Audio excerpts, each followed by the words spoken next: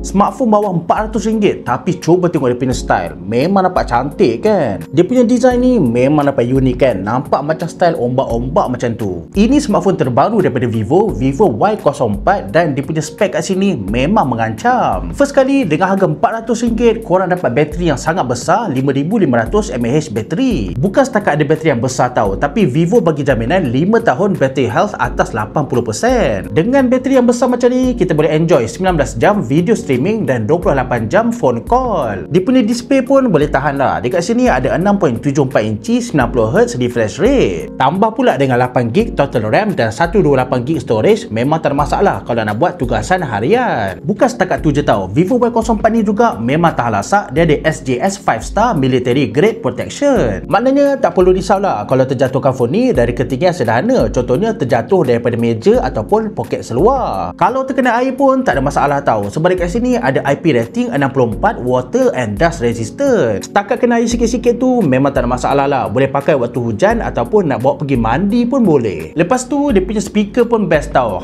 Dekat sini ada audio booster yang boleh bagi volume sampai 200%. Dengan speaker yang kuat macam ni memang best lah nak layan entertainment. Contohnya nak tengok movie ataupun nak main game. Pada pendapat aku, Vivo Y04 ni memang sangat berbaloi tau dengan harga bawah RM400. So kalau korang tengah cari smartphone yang baru yang ada spek yang memang betul-betul capable, boleh try Vivo Y04 yang terbaru ni.